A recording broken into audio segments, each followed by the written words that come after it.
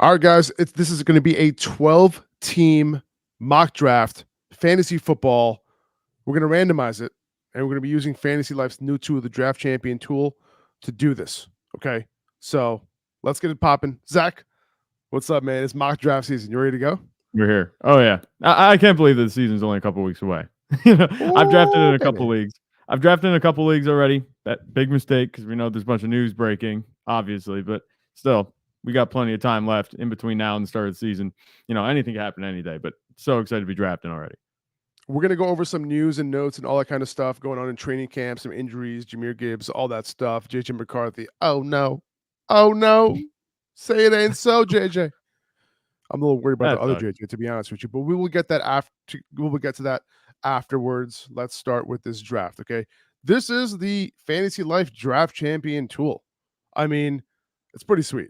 Okay, you can knock out a draft pretty quickly, right? You can choose a number of teams here. You could choose best ball, dynasty, redraft, half PPR, PPR. You can see all the little, options that you have here. If you're listening to the show, unfortunately, you can't see it because I am showing this on my screen here. You can look at all the expert rankings. Oh, wait. Well, I see Dan McFarland. I see Ian Harditz. I see Matthew Berry. Is that Faraz Siddiqi? Is that Faraz Siddiqi? Who's that guy? Who's that guy? Goodness. Oh my goodness.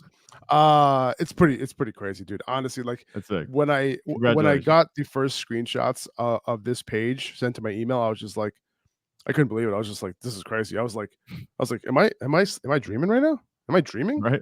Because that's what it feels like, to be honest with you, to be next to these names here. Ian Harditz, you know what I'm saying? Rob Wozniak, who's like consistently one of the top rankers among all the fantasy football players. So kind of crazy. Anyway, I digress. You could choose, all the different ADPs, whether it's Yahoo, MFL, Sleeper, ESPN, whatever. So I'm going to choose Sleeper here. And by the way, these expert rankings, they're basically just go off of like the recommendations and that sort of thing. And you'll see how this works because this tool can give you recommendations as we go, right? So in terms of my roster, I'm going to choose one quarterback, two running backs. I'm going to go with 3 wide receivers, 1 tight end, no defense, no kicker. I'll go with 5 bench spots, and I'll go with 1 flex. Okay, so that's how we'll do it. Draft position, I'm going to randomize it. Okay, so we'll see once we get into the draft room where we're going to go. You can simulate all the computer picks. Okay, so we're going to be drafting, with 1 spot. So me and Zach are going to be drafting from 1 spot, and you can choose your strategy, right? Balanced, 0 RB, hero RB, and obviously you can do that yourself. But the recommendations will help you decide, where to go, right? Whether to punt tight end, whether you want a late round quarterback, because if you choose late round quarterback, this whole AI system that Fantasy Life uses will not recommend you to take, Lamar Jackson, in the late 3rd, early 4th round. You know what I mean? So you can also choose your opponents, right? So if you know that the guy drafting next to you in your draft will take a late round quarterback, you can choose their team and you can select what kind of team they are. If you know they're going to go hero running back, if you know they're going to go 0 running back. So you can literally label every single team, based on what you think they're going to do in this draft. All right, we're going to start the draft right now. By the way, I'm using my rankings here as that kind of the expert rankings that we're going to use, for this draft. Like all the recommendations will kind of come from my rankings, if that makes sense, right? If you didn't want to use mine, you want to use Matthew Berry's, you can do that as well. So a lot of different options here, right? So we got pick number 4. And by the way, look at this draft board. This draft board is so sweet. Not only does it show the names, the player pictures, right, which is not so easy to do. You got the team names, you got the positions, but also for every single pick, you have a draft grade. All right. So CeeDee Lamb was an A. Christian McCaffrey, for whatever reason, is an A- here. Justin Jefferson at the 104, a B+, maybe because of the JJ McCarthy news that he's out for the season. Yeah. Right. B+ here. I personally, Zach, by the way, we got the 5th pick in this draft. Okay, so we'll be choosing 5th. We just randomized it. I'm the 5th pick here. Justin Jefferson at 104. Zach, how do you feel about that, man? I think it's a little bit high, and this is just me. I pivoted back and forth like over the last week because we hadn't seen JJ McCarthy play. We hadn't seen Sam Darnold play. Then suddenly they come out on the field. Sam Darnold looked okay. JJ McCarthy looked pretty good. And I was like, okay, well, if JJ McCarthy's playing that well and Sam Darnold is beating him, supposedly listed above him on depth chart, then Sam Darnold has to be at least serviceable. So I moved Justin Jefferson up my rankings a little bit, but now JJ McCarthy's out. I'm not sure what Sam Darnold is going to be like all season long. I was thinking, okay, maybe we get the first half of Sam Darnold, and then JJ McCarthy would come in at some point. But now it's just the Sam Darnold show. Suddenly, again, I'm a little bit leery. At 104, I think that price is a little high. I don't think he should be a top 5 pick. He's still a first round pick. Like, let's make it clear. He's still a first round pick. But there's just an added layer of risk now where if Sam Darnold doesn't pan out, your backup option of, oh, well, maybe JJ McCarthy can be a high end starter, somebody that can support Justin Jefferson. That's out the window now because he's not playing at all this season. So for me, 104, I think B plus. I would give it a B even. I don't want to be that tough of a grader, but I would give it a B. Yeah, I think I'm with you. I think there are other options on the board. Listen, Justin Jefferson is the best wide receiver in the NFL, but I think there is going to be more volatility here. Can Sam Darnold turn into Geno Smith and Baker Mayfield, with Kevin O'Connell at the helm? Yeah, I think that can definitely happen, but it's a tall task, man. Sam Darnold's Yeah. not good. So he's gonna have to really Kevin O'Connell's gonna have to pull everything he can out of this guy. And Justin Jefferson, obviously, he is I've had a lot of people tell me Justin Jefferson's quarterback proof. Justin Jefferson's quarterback proof. Yeah, he is quarterback proof, but it doesn't mean that he has the overall wide receiver one upside now. It doesn't mean that he still has that overall wide receiver. Why he it doesn't mean he still has the it doesn't mean he still has that overall wide receiver one upside still. And it doesn't mean that he's going to be as consistent for you as he would have been, if someone like, if Sam Darnold couldn't win that competition this year, and the rookie came in and he ended up doing well, he looked good this past weekend. And there could have been a little bit more upside for Justin Jefferson to reach that, overall wide receiver one threshold. But regardless, like rookie quarterbacks usually don't end up doing that, right? Regardless of what kind of talent they're dealing with. So for me personally, this is a little high. But let's get into our next pick here, man. Amon-Ra St. Brown, A.J. Brown, Jamar Chase, Bijan Robinson, Breece Hall. You can see on the tool here that the recommendation is Amon-Ra St. Brown.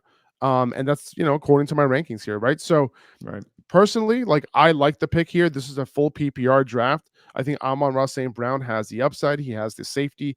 He has almost zero volatility.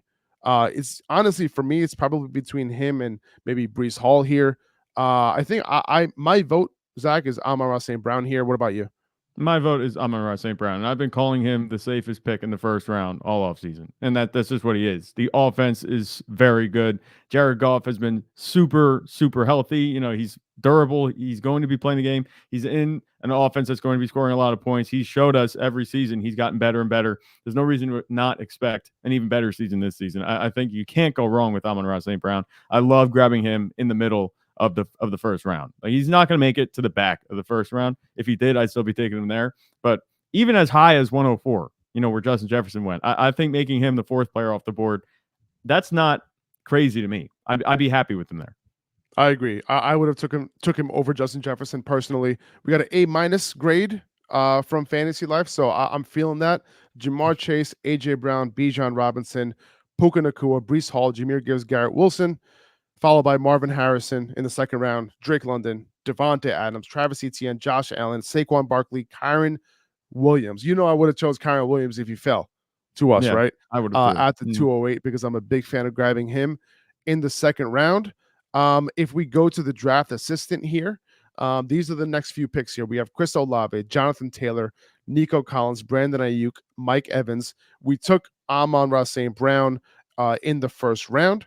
And, you can kind of look at this cheat sheet here too, right? Going off of the rankings, right? This is pretty slick. Like they have like a cheat sheet that you would normally have in your draft, and they have the names that were already picked crossed off, which is really cool. And then you can kind of go off of there. They're in tiers, which is even more impressive. And yeah, so like if you're looking at this pick here, we're at the 207? Is that where we're at? 208. I'm sorry. Yeah, 208. We're at the 208 here. Listen, man, Jonathan Taylor's looking at me here as a pretty good start. Like Amon-Ra with Jonathan Taylor to me, that seems like a pretty good start to get one running back and one wide receiver off the board. Kind of go balanced here. What do you think? Yeah. I like the balanced approach here. I like Jonathan Taylor. I'm very partial to wide receivers. I've always been the guy to get my wide receivers early. Zero running back is usually my strategy. But Chris Olave, the thing about Chris Olave for me is I'm just gonna harp on him real quick. Chris Olave, if he doesn't show up this season, like what are we gonna do with him? Like this is a make or break season, in my opinion, for Chris Olave as one of these top picks. He was drafted as a top pick last season. Didn't really come through. You know, he was solid, but we've been projecting elite upside, that kind of thing, for him to break into that top 10, top 8 territory. And we're waiting for that to happen. And with Derek Carr at quarterback, we saw it last season. I thought he was going to get peppered. You know, obviously the quality of the passes wasn't exactly perfect. The offense wasn't very good overall last season with Chris Olave. I want to bet on him again and take him at his ADP, but I think Jonathan Taylor here is the safer pick for just as good upside, I think, at, you know, obviously respective to their positions. I think Jonathan Taylor is a good shot to finish as a top 6, 7 running back, and there's nothing wrong with that given where he's going on the board right now. So I would lean here, Jonathan Taylor. I agree with you, but for it's a close one between him and Chris Olave. Now, I will say, I love Devon Achane. I love Isaiah Pacheco. And the cool thing about this is that you can actually go while you're drafting here. You can go to the draft forecast tab while you're drafting, and you can check out the percentage chance that that the players you're looking at are available in the next round when it's your turn, right? So I'm looking here, and it looks like guys like Michael Pittman, Sam Laporta, Travis Kelce, Malik Neighbors, Isaiah Pacheco, 96% chance that he'll be available with my next pick. So that kind of gives me a lot of confidence that, he will be there. And if he is, I would be very, very confident to get him in the third round. But for now, I think Jonathan Taylor is the pick. So we're going to go with Jonathan Taylor. So it was Amon Ra with our first pick, Jonathan Taylor with our second pick. I think that's a very, very solid start here. Chris Olave came off the board right after us. Brandon Ayuk, Derrick Henry, Devon Achane, Stephon Diggs in the third round, Nico Collins, Debo, Mike Evans, and we're at the 305. And guess what? Isaiah Pacheco is on the board. That's what we like to hear. Now, he does not show up here in the draft assistant, right? So as one of the top picks, but I'm going off of what I'm going off of. I'm going off of my rankings. Exactly. And if we're looking at the top available running backs, Isaiah Pacheco is the top available running back here. And I do think that he's the pick, man. Like, if I'm looking at all these players available, Sam Laporta, Michael Pittman, Travis Kelce, Malik Neighbors, Jalen Waddle, Isaiah Pacheco, I think he has to be the pick here, man, because I personally believe that Isaiah Pacheco has top 5 upside. Without Jerick McKinnon there, more routes. I think McKinnon had one of the highest red zone and end zone targets this year. I'm sorry, last year. And Pacheco's going to just assume all that stuff, man. 3 down back. Andy Reid just said it, that he can handle those third down duties. So in every down back in the Chiefs offense, we've seen that in the past. We've been waiting for that. It's why a lot of us drafted Clyde Edwards-Helaire over Jonathan Taylor in dynasty leagues. Brutal. I'm sorry to bring that up. I didn't mean to trigger any PTSD. But I think Isaiah Pacheco is a pick here. Zach, I know you agree with me on this one. I would be surprised if you didn't. Is that sarcasm? No, I'm kidding. I'm pretty much. Yeah, I'm pretty much with you. I'm pretty much with you on Isaiah Pacheco here. You look at the draft assistant here, and this is just a little thing that I'm noticing too. And we talked about this on another episode. When we're drafting, obviously your draft board's going to be there. It's going to show you all the players that you're supposed to be taking, higher ADP, that kind of thing. That's just a little rule of thumb. Remember, look beyond the top players on the board, because you might find somebody that you want that you weren't expecting to be there, that kind of thing. And I would have. A younger me would have fallen for this kind of thing and went and grabbed like a Sam Laporta, because well, this guy has a tight end 1 upside. I can get him in the third round.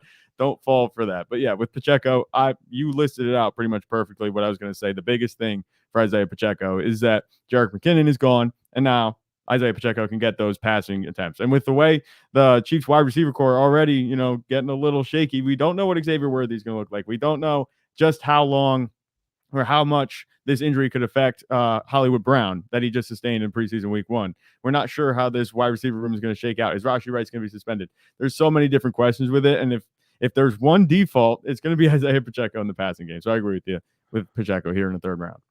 If you do scroll over to the running back tab, Isaiah Pacheco is the top recommended pick. and the chance that he's available in the next round is 33%. So I'm gonna hit draft here. By the way, if you depending on the experts that you select before the draft, you'll also see a little bit of a percentage of whether the expert agrees that they should be your next pick. Okay. So there's a lot of features here that you That's can take sweet. advantage Yeah. of. Um, and I would really recommend using checking out fantasylife.com. You can actually check out the link in the description of this podcast. Okay. Now I just chose Isaiah Pacheco. Look at this draft board, man. This draft board's sweet, dude. I Isaiah said it's enough Pacheco to was make a a graphic designer cry. seriously, man. The grade is a B here for Isaiah Pacheco in the third round. I think it's an A plus personally. So our start, Amon-Ra St. Brown, Jonathan Taylor, Isaiah Pacheco is those are the first three picks. Followed by Jalen Waddle, DJ Moore, Sam Laporta, Michael Pittman, Jalen Hurts, Lamar Jackson, Josh Jacobs to close out the third round, followed by Travis Kelsey, Malik Neighbors, Zay Flowers, Tank Dell, Cooper Cup, which is a nice little value there. DK Metcalf. I like those two picks, man. I like DK Metcalf and Cooper Cup in the middle of the fourth round. I think that is and even Tank Dell right there. Those three guys, even Malik Neighbors. I think the fourth round has some really good wide receivers to choose from, man. That was a killer wide receiver run. Like any of them, I would have been happy with if they fell to us. Yeah, it's at our really spot. tough, man. For me personally, choosing between Chris Olave, Brandon Ayuk, the Drake London, Devontae Adams, Stephon Diggs, Nico Collins tier, like Debo, Mike Evans. Like for me personally, man, it's almost impossible to rank those guys. Like I have my rankings, obviously, but like it's like Right. just grab one of those guys almost. You know what I mean? Especially the high volume guys. Like maybe Mike Evans might not be in that tier, but you know between Drake London, Devontae Adams, Chris Olave, Brandon Ayuk, it's tough. It's tough to Yeah. rank those guys. I love Um, Drake London. He would be my pick. I'm just gonna throw that he out would be there. the first one out of all Yeah. those. Okay, okay, For okay. me personally, What do you I think is I his? just What do you think Drake London's upside is? Like how high do you think he can finish if everything goes right? if everything goes perfectly. So we're talking Kirk Cousins is regular Kirk Cousins, right? And then the offense isn't putting the ball in the hands of somebody that isn't named Drake London or Bijan Robinson or anything like that. We're actually getting the ball to our playmakers, not like Arthur Smith was running. I think his upside, I don't think top 6 is out of the question. I don't think top 5 is out of the question. I think that's pretty much where I draw the line. But I think Drake London, he's that type of receiver. We've seen him, do it at times during the season in his first few seasons. He's built as a prototypical X. He can be that guy in the end zone. He can get 12, 13, 14 touchdowns, I think, on top of 150, 160 targets. Obviously, Kyle Pitts being there and Bijan Robinson being in the offense could be, something that limits that. 130, 140 is probably more like what I'm expecting realistically. But in a perfect world for Drake London, I think top 5, top 6 is right there. And I love him at his price. He's still in the second round. So we have Jonathan Taylor and Isaiah Pacheco at running back. We have Amon-Ra St. Brown at wide receiver. And we're looking at these top picks now available to us. We're drafting right now from the 408. And Devontae Smith, Trey McBride are on the board. Devontae Smith has a 14% chance of being available with the next pick. Trey McBride has a 43% chance of being available with the next pick. If we go tight end here, Mark Andrews has a. If we don't go tight end, right? Mark Andrews has a 57% chance of being available in the next round. Dalton Kincaid is 67%, and Kyle Pitts 84%, right? And I mentioned that I'm perfectly fine drafting Kyle Pitts this year, and I do like that as a contingency plan. But I feel like Devontae Smith is also a huge pick for me. It's very, very hard for me to pick between Devontae Smith and Trey McBride. If I'm really truly staying on brand, I'll probably go Trey McBride here. But what are your thoughts, man? Who can you be a tiebreaker for me between these two? Me personally, you just brought up the board of the tight ends that could still be on the board after this pick, and you look at Dalton Kincaid. I'm not so much Dalton Kincaid, but Mark Andrews might be there. There's 1 and 2 shot. I know it's just a number, but 1 and 2 shot of him being there. You still have Kyle Pitts on the board, and I love Evan Engram. I know you're not as big on Evan Engram as I am, but I love Evan Engram just because he is the number 1 target for Trevor Lawrence. I think going into the season, even with Brian Thomas doing his thing, the consistent targets are going to be going to Evan Engram, I think. So I love him as a value later in drafts. So I think he could be the fallback to the fallback.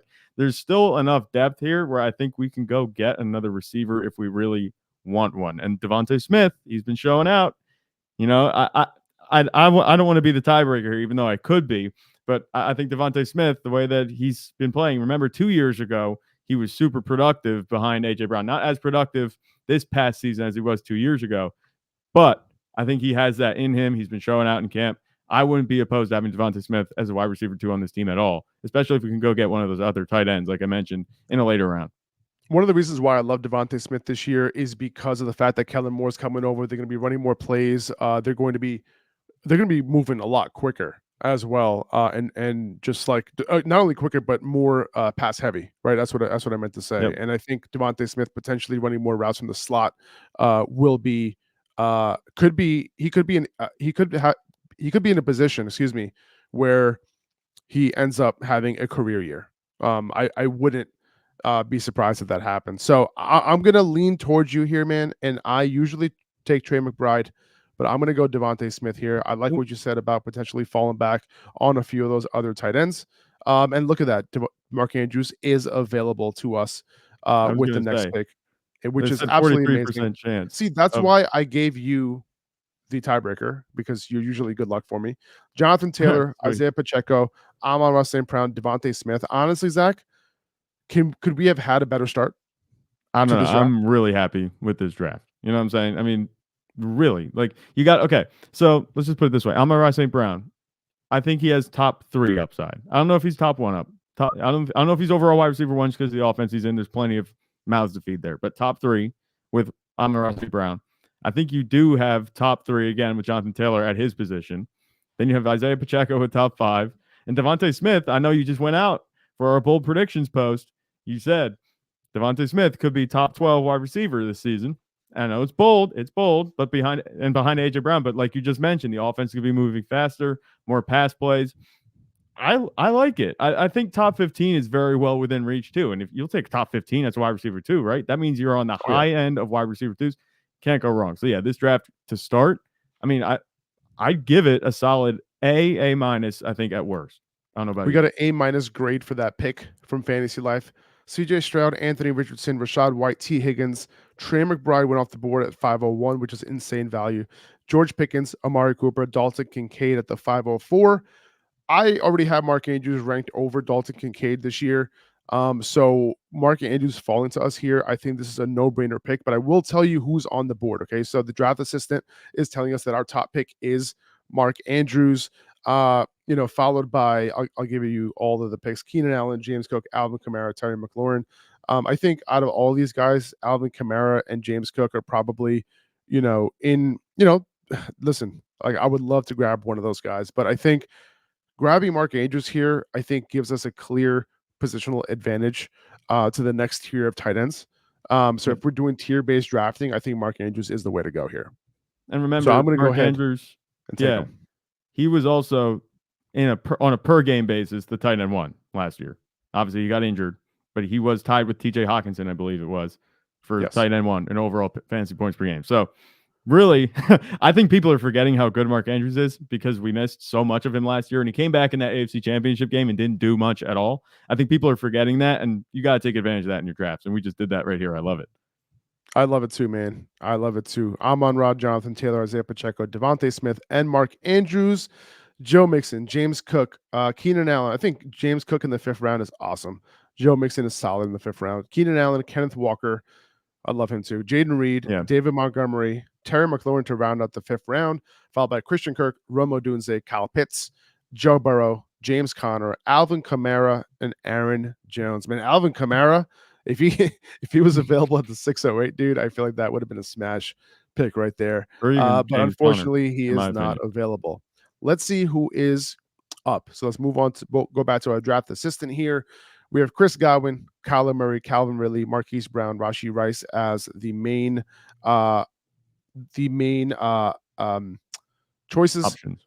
Listen, Chris Godwin, Marquise Brown, and Rashee Rice, and Calvin Ridley, like those guys were the 4 7th round wide receivers that we were always going against. We're in the 6th round right now, but I do have these guys pretty ranked pretty high, right?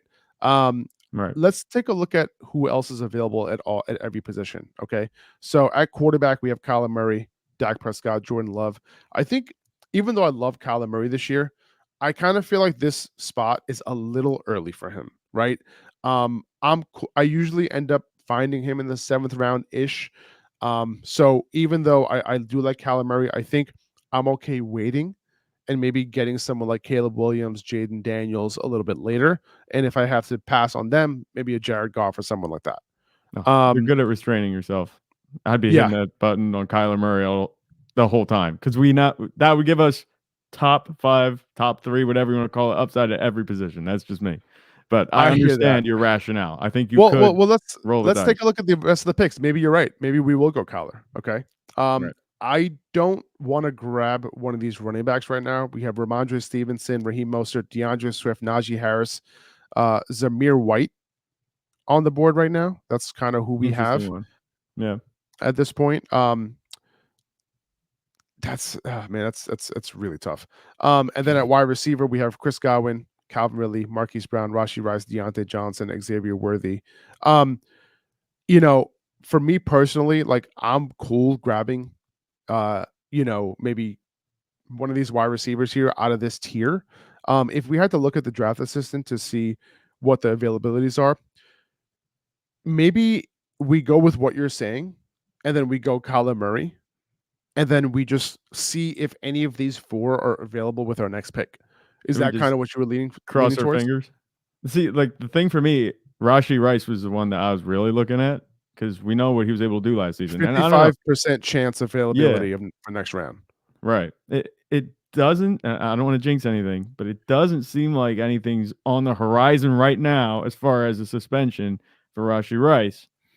If we could get him at that type of discount, like that would be really good. So I understand wanting to go for one of these guys, like Chris Godwin, especially. I know you're big on Chris Godwin because he's going back to the slot, which is where he was super productive. And I like Calvin Ridley too, with Will Levis throwing him the ball. Like maybe they can connect on some of those long touchdowns that Trevor Lawrence couldn't, that kind of thing. I'm not saying Will Levis is better than Trevor Lawrence. Don't misconstrue that. It's just for an example purpose.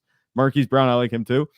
There's an argument for all these guys, but my reflex is to just get Kyler Murray because I think he has that top 5 upside. That's just me. And I'd eye up Rashee Rice in the next round. What That's do you kind of think what of that? I'm also hoping. I'm happy with any of these guys in the next round. So because there's a chance that one of these guys will be available, and then quarterback, we're kind of, ending a tier. Maybe we just take Kyler here and then hope for the best. So I'm picking Kyler. So I did agree with you there. So we went Kyler, and we're going to look at who's on the draft board. Kyler Murray. After Kyler Murray went Jordan Addison, George Kittle, Chris Godwin, Xavier Worthy. By the way, can we talk about Xavier Worthy for a second? Yeah, Every time I just like open up X or Twitter, I just see another highlight of Patrick Mahomes throwing a touchdown to Xavier Worthy. right. I think this is a situation where Xavier Worthy is going to be a good rookie, regardless of who's on the field. Like I think, regardless of the fact that Hollywood Brown's there, Rashee Rice is there, Travis Kelce is there, I think Patrick Mahomes has a chance to make all of them fantasy relevant. And just looking at how Xavier Worthy's been doing in camp right now, like I wasn't super high on him because of the fact that it's so crowded there. I just feel like there's going to be games where Xavier Worthy just goes off, man. I really do, because this is getting Yeah, to a point now where he's just looking really, really good. And Andy Reid doesn't play rookies this early in the preseason in game 1, and even with the Hollywood Brown injury, sure, whatever.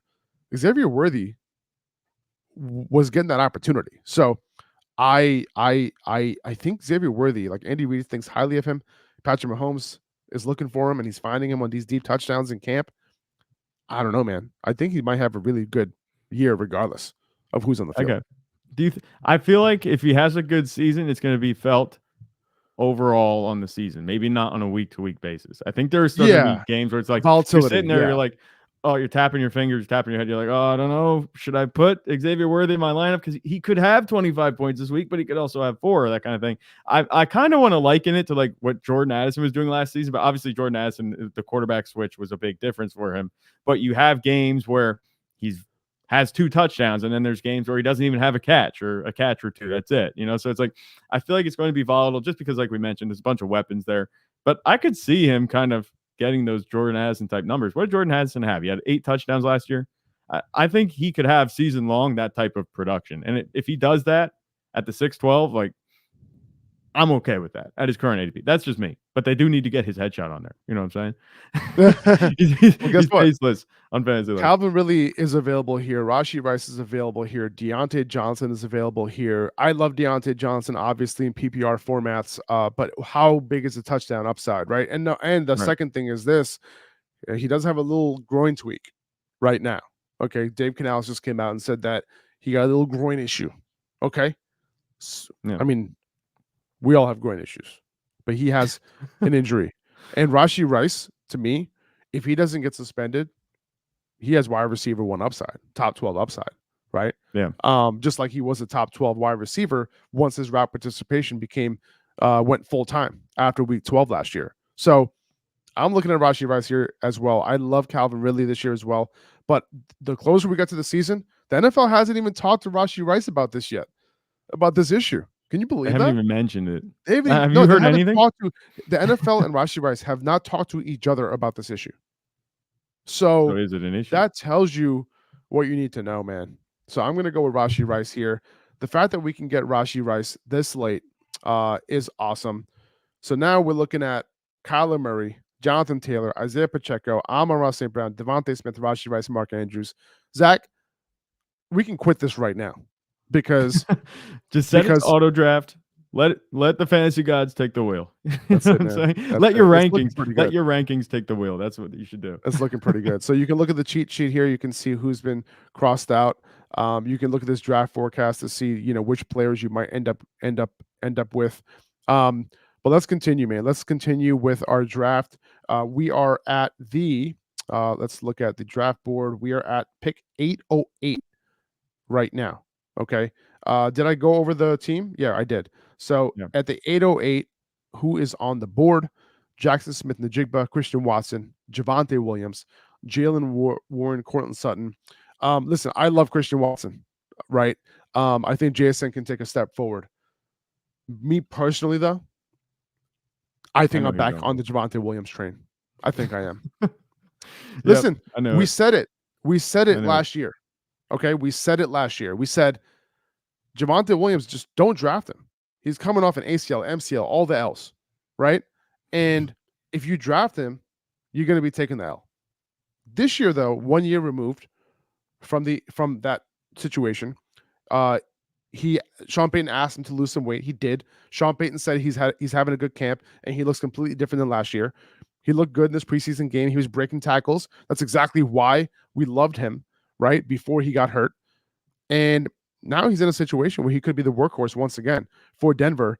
If he got the same workload that he got last year, just with way more efficiency, because he was one of the most inefficient backs last year, but fully expected. We expect this. We talked about it before we went into last season. Now, if we can get a workhorse right now with the 8th pick in the 8th round, I'm all for it, man. Right. I feel you, but this is the thing with me. I'm a little bit more leery of Javonte Williams than you are. I know we're expecting, even though he's a year removed, we're expecting at least some of that efficiency to come back. I don't know if he's going to get that exact same efficiency that we loved him for again in 2024. And that's where I'm just kind of a little hesitant. And this situation is unique because we'd be drafting him as our RB3. I think that's the only position I really want to draft him in. Like, I don't want to make him my RB2. I don't want to hitch my team and my RB2 spot to Javonte Williams, especially when there's other guys in that backfield who Sean Payton has been talking up. And I'm not saying Blake Watson is going to come out of nowhere, and just from the top rope, take Javonte Williams out in the passing game, like that kind of thing. I'm not saying that. But you have Aldrick Estimé there, who they drafted, relatively high. He could have a goal line role. He could vulture a touchdown here or there. I don't want to have that volatility. I don't want to contend with that at my RB2 spot. So because the situation is unique, we're taking him at RB3. I'm perfectly fine with that. But as an RB2, I'm a little bit hesitant. So for me, I don't know if that efficiency is going to come back. We're not sure exactly what this Broncos offense is going to look like. It might not be top. It might not even be in the top 20. You know what I'm saying? It might be a bottom half, bottom third offense, depending on how things shake out. We don't know exactly what's going to happen. There's a lot of things that could go wrong for Javonte Williams, as well as things that could go right. So I think this is the perfect spot to take him as your RB3. I don't want him as anything more than that.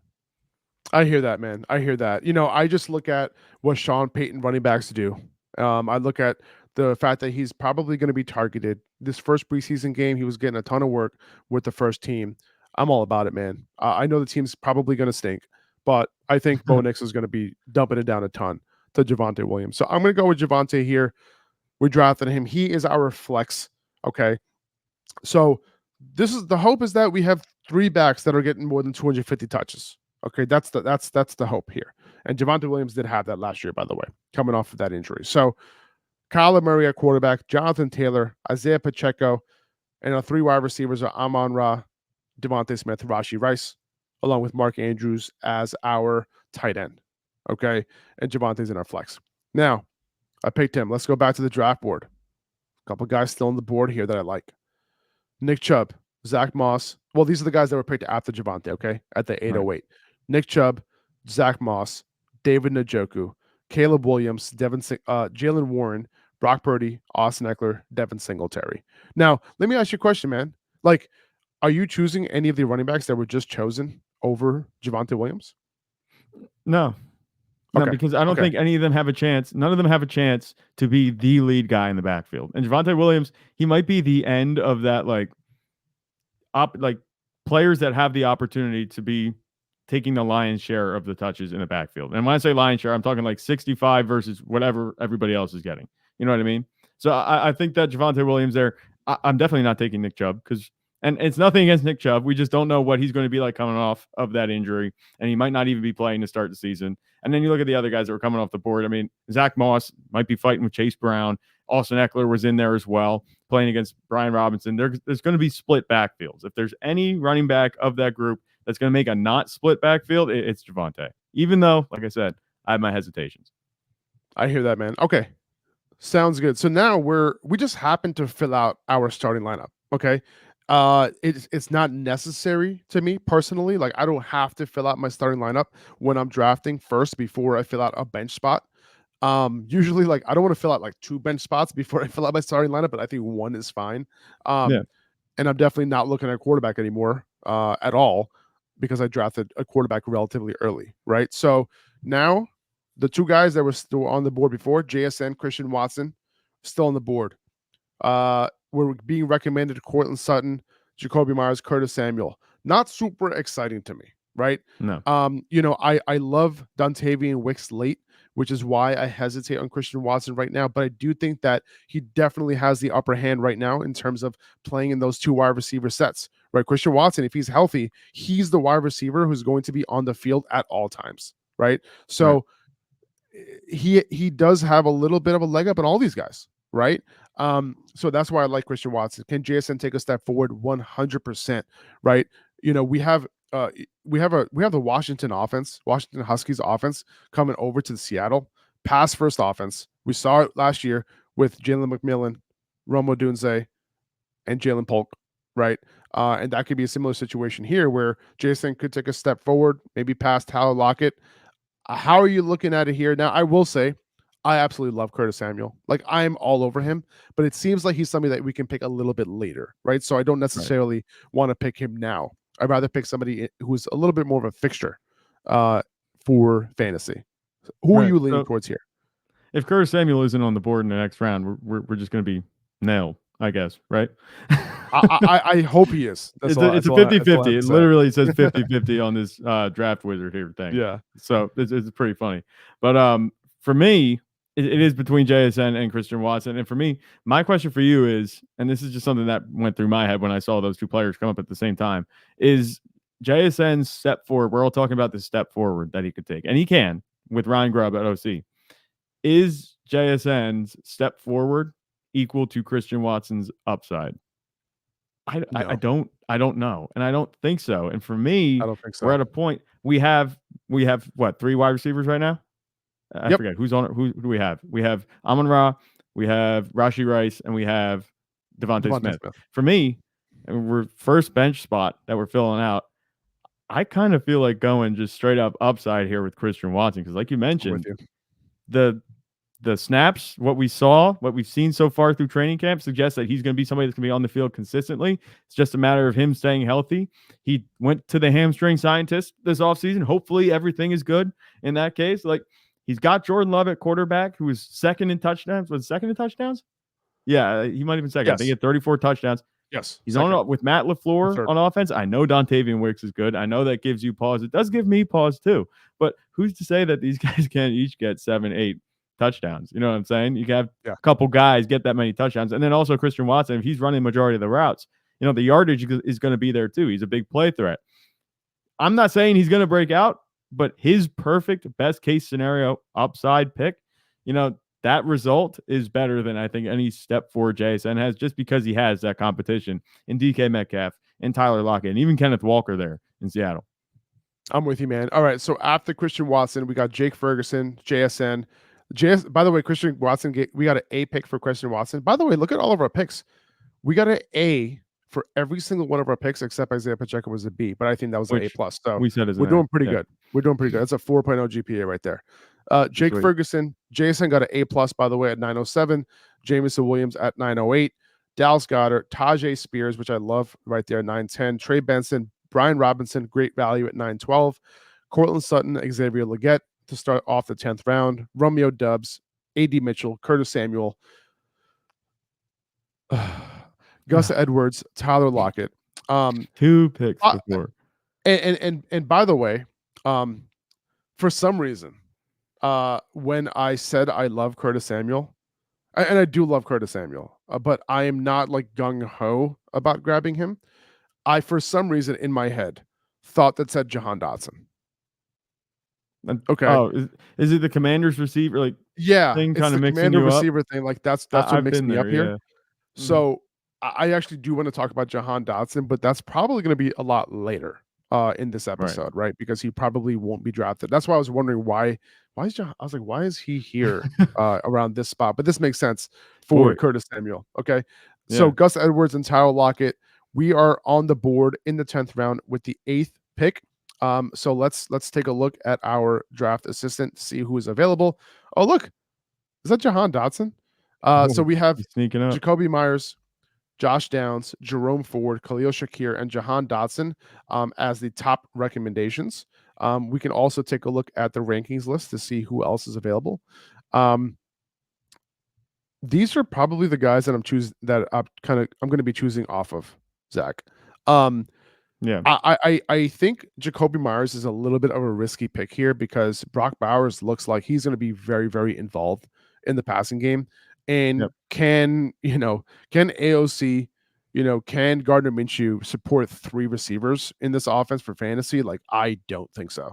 So the guys that I'm looking at that I'm strongly considering here who have a ton of upside is Josh Downs and Jahan Dotson. Obviously, we can go Jerome Ford and get some depth at running back, but when Nick Chubb comes back, man, like I feel like this is going to be a pretty split backfield. I spoke to Darryl Ryder, a beat reporter for the Browns, and he basically told me not to draft Jerome Ford. So, it's one of those situations where I'm like, that's fresh in my mind. And by the way, that podcast is out. You can check that out. Upper Hand Fantasy Podcast, available on all platforms. The link is in the description. But Jahan Dotson, Josh Downs, those are the 2 guys I'm leaning towards, man. I like Khalil Shakir as well, but like he doesn't have the upside to really, really break into like the wide receiver 2 conversation, in my opinion. But I think Josh Downs and Jahan Dotson both do. Right. I think I hear you there. I'm not going to fight you too much on these because, obviously you talk to the Browns beat reporter and Jerome Ford. That whole situation is pretty liquid. I don't want to roll the dice, really. If I'm going to get a depth running back, I want to make sure that somebody that's probably going to be playing maybe a little bit more. He might play to start, but once Nick Chubb comes back, we'll see how he is. Khalil Shakir, I agree. The upside, I don't know how much upside there is pretty much with the number of wide receivers there. Jacoby Myers, I don't want to touch. And it's nothing against Jacoby Myers. I love Jacoby Myers. I was on him last season. I said, and the season before when he was on the Patriots, I said, he's pretty good receiver. People just weren't drafting him, but not this season because, like, I agree. Brock Bowers is going to be involved. Does it feel early for Jahan Dotson? Like, for me, it feels a little early, but then again, if he's going to be running, a full complement of routes, then why not take him, especially with Jaden Daniels at quarterback, who's probably the best quarterback that Washington has had since Alex Smith. Like Jahan I think Dotson running out of the slot in 11 personnel in a Cliff Kingsbury offense. Yeah, I want that. And then you look at what he did his rookie year. His second year, man, that offense was a complete mess. Like, yeah, and you look at, a pass happy mess. bet- pass happy mess, but like the quarterback and the wide receivers were never on the same page. Just the offensive design was a disaster. And it was not a good situation. Now going into year 3, I think Jahan Dotson can get right. And the good thing was in 12 personnel and 2 wide receiver sets this preseason game, he was on the outside. So he didn't come off the field. So he is the clear number 2 wide receiver here, outside, inside. I really like it. Now, there is a 75% chance that he's available in the next round. Okay. And there is a 65% chance that Josh Downs is available in the next round. I know Josh Downs is dealing with that high ankle injury, but apparently he has been the standout at camp, and there is a chance he's available, within the first 1 or 2 weeks of the regular season. I think I lean Josh Downs here and then hope for the best that Jahan Dotson is available in the next round. What do you think? We're gonna go that whole spiel about Jahan Dotson and let him go. Just Yeah. go with Josh Downs. Let's see what happens. Because mathematically, according to this, we should be able to still get Jahan Dotson. And we were right. He is available. So we just went with Jahan. I'm sorry, we went with Josh Downs. Josh Downs, which is awesome. Mike Williams, Khalil Shakir went off the board after him. Jacoby Myers, Rashid Shaheed, Blake Corum, Jerry Jeudy, Ezekiel Elliott, Chase Brown. And we are on the board. Jahan Dotson is on the board. Jerome Ford's still on the board. Joshua Palmer's on the board. Those are probably the 3 receivers that we're going after here. And for me, it's pretty easy. I'm going Jahan Dotson just because of the spiel that I just gave. Thoughts? Right, just run to the podium at this point. That's it. That's it. We're going Jahan Dotson here pretty easily. This is looking pretty good, man. Let me go over the team real quick. At quarterback, Kyler Murray, followed by Jonathan Taylor, Isaiah Pacheco at running back, Amon-Ra St. Brown, Devontae Smith, Rashi Rice at wide receiver. Tight end is Mark Andrews. Flex is Javonte Williams, Christian Watson, Josh Downs, Jahan Dotson. 3 wide receivers on the bench. Those are some pretty sweet bench wide receivers. Yeah, I have to say. I think I'm so. extremely happy with that. We might need some running back depth here, man. And the guy who is on the board right now is our top recommendation is Rico Dowdle here. Rico Dowdle has been impressing in camp. He is, to me, the clear 1A at this point. Now, this could go in a lot of directions, right? The Cowboys could just trade for a running back like before the season starts, and Rico Dowdle's dead, right? And I can totally see that happening. I would actually give that a 50-50 chance from happening, right? If you told me like what is the chance that they stick with the guys that they have right now, or they just get another running back somehow, some way, trade for one, whatever, Damian Pierce, I don't know, grab somebody, and then they end up starting that running back in week 1. Like I think both of those have an almost equal chance of happening. That being said, is there enough upside on a high flying Cowboys offense to grab Rico Dowdle here? We're drafting in the where are we? So 11th round. 11th round, no, 12th round, 1208. 12. Okay. I feel like back to of the get 12. the potential RB1 for the Cowboys is kind of attractive, right? Like if you look at who else is on the board, a bunch of tight ends, we don't need one, right? So let's take that off. We have Jalen Polk, Damari Douglas, Rico Dowdle, Marshawn Lloyd, Darnell Mooney, Kendra Miller, Michael Wilson, Jermaine Burton. Like, I don't know, like all of these names.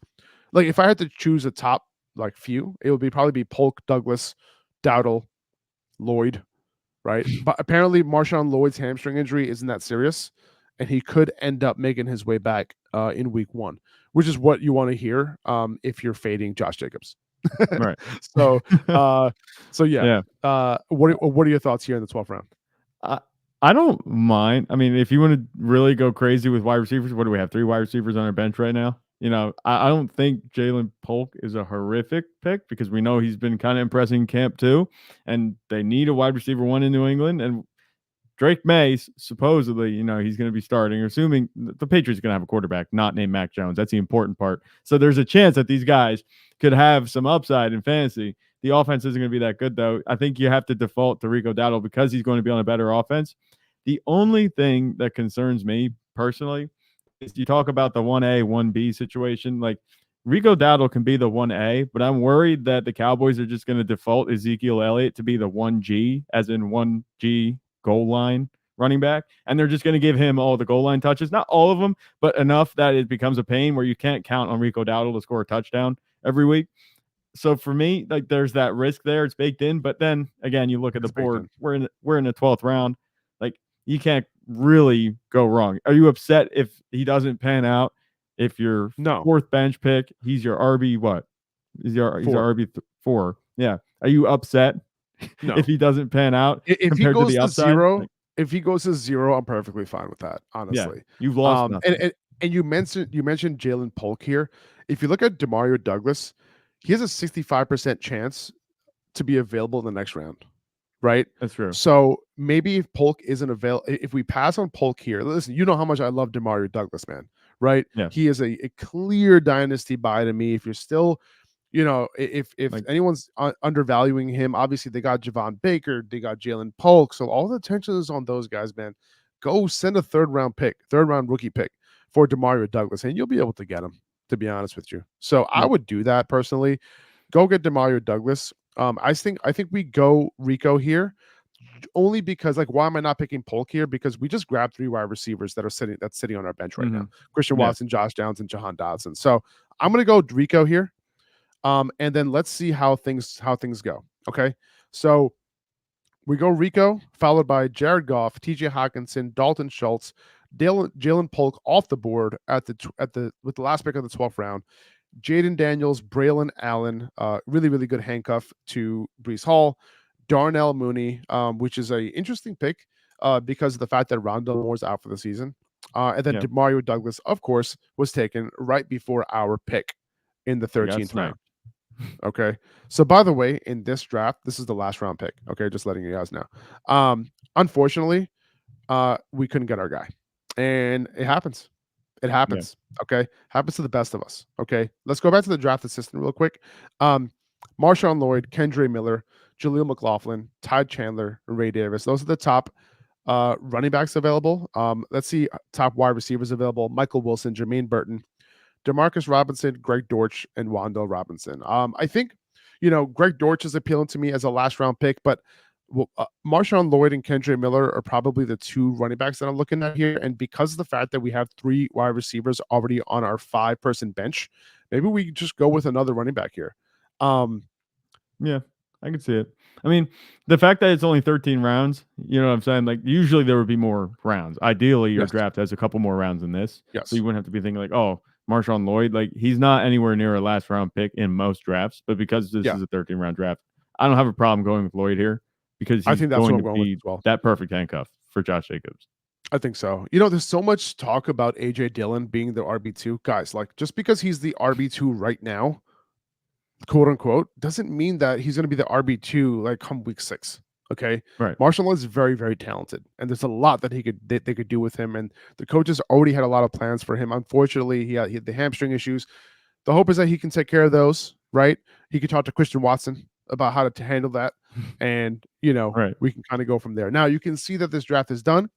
We're going to hit rate my draft here. It's grading your draft.